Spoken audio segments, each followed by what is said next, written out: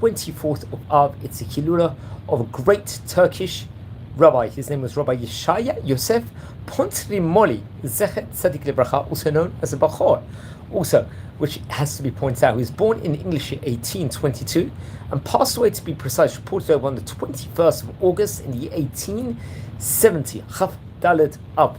He was a great rabbi, he was a parshan, he was also a דיין, a judge also, and was a great rabbi in Izmir, and was the author of the Torah colossal work of Panim, bמשפט also. So let's explore the history in regards to the rabbi. He was born, as we said before, in Izmir. They had a galaxy of Torah inside that specific area. His mother's name was Rabbanit Leah. She actually happened to be, I believe, the daughter of Rabbi Yehoshua Abraham Crispin, a great rabbi we've spoken about, who was a rabbi of Izmir, and also Rabbi Chaim Benjamin Pont-Rimoli, also, who happened to be, I think, the author of the Torah colossal work of the Petach Dvir, also, which is very, very interesting enough. Also, he learned Torah from another great rabbi, through Rabbi Moshe Chodara, also, who we've maybe touched on also before, and learned with many, many great Talmudim over there, which has to be pointed out also.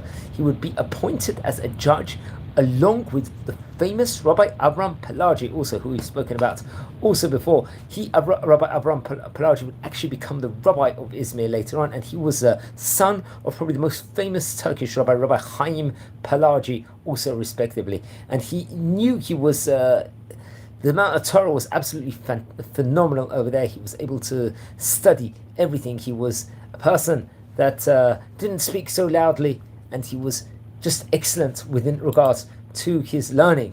That he was silent most of his days, and people didn't hear him speak specifically very loudly.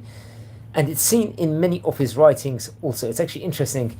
The Pnei Yosef actually does print something about him. I'll say what it says in Hebrew also. Umizeh taskil she'am haruach ein bo mamash ve'eno nir'eh la'ayin. Al kol zot hu takif v'chazak ma'od mepרק הרים ומשבע סלעים ואתה יגדל נא כוח הדיבור בעיניך שהגם שאין בו ממש ואינו כלום יש בו כוח להזיק מאוד. This thing coming from the Pnei Yosef in Parshat Torah Daf Kuf Chaf Hey Amud Aleph also. It's actually, we can say many other great things. He was an expert within regards to the words of the Gemara also, and the Poskim. He knew, I believe, the Sefer of the Torah, and even the Sefer Orim, the Tumim also, which has to be pointed out also. The Tumim, I think, is the Sefer on the Shulchan Aruch, on the Mechoshen Mishpat also, respectively. And he was just a very, very great rabbi, has to be pointed out also.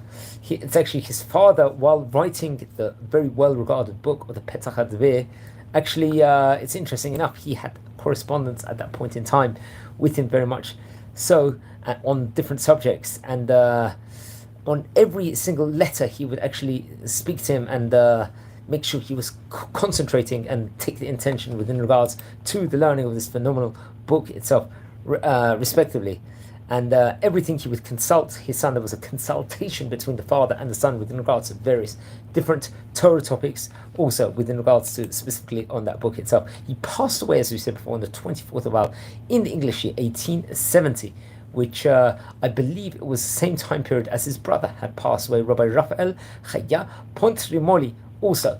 I believe this was unfortunately still at the time while his father was alive, I believe, at that point in time. So he passed away, he was only about 48, 49 years of age. They actually say that the famous Rabbi Avram Pelagi, whom he learned with, also eulogized him in Izmir at the time. And he wrote about him, actually, we'll quote it in Hebrew, Nebad me'itanu hama'ir et naim chafetz yakar ba'aveda she'eno chozeret she'aya chacham mubhak v'shalem v'midot u'b'diot עסוק בתורה תדירה ולא מחזיק תבותה לנפשי משים עצמו כמי שאינו.